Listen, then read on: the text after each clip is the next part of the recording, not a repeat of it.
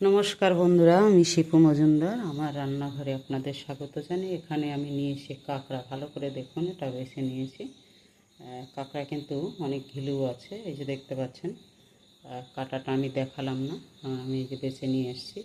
রান্না করব চিচিঙ্গা দিয়ে, আলু দিয়ে, গাছের চিচিঙ্গা।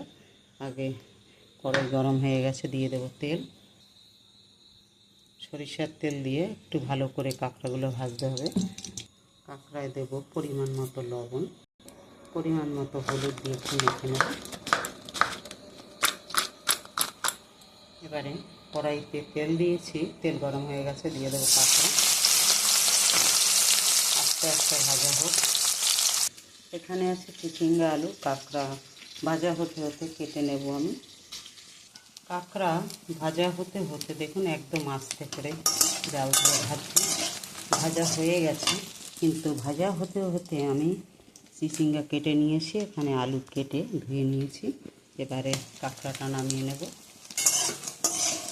এখন সুন্দর করে টান টান করে ভেজে নিয়েছি। কাঁকড়ায় তেল ছিল, তার মধ্যে আবার অল্প একটু করে তেল দিয়ে দিলাম। তেলটা গরম হয়ে গেছে, দিয়ে দেব কয়েকটা পাঁচফোড়ন। পাঁচফোড়ন দিলে গন্ধটা একটু অন্যরকম আসবে, তার জন্য দিলাম পাঁচফোড়ন। এবার একটা লঙ্কা ছিঁড়ে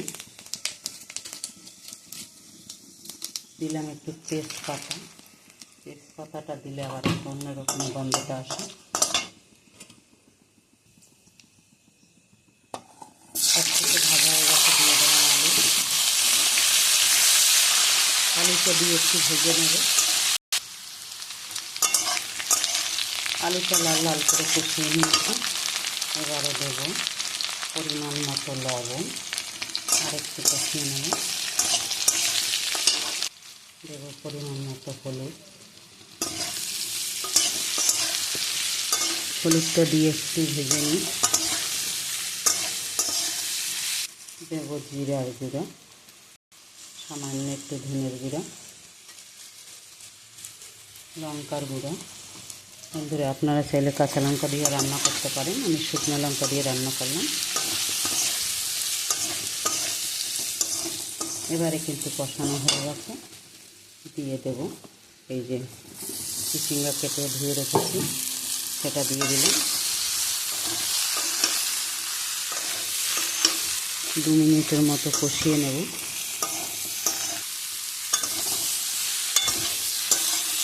কষানো হয়ে গেছে, দিয়ে দেব জল।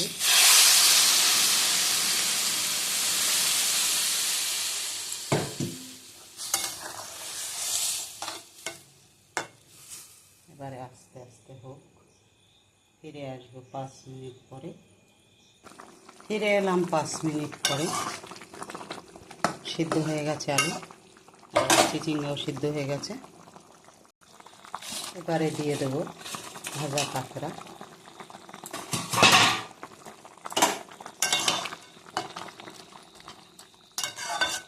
আর একটু ঝোলটা আমি নামিয়ে নেব।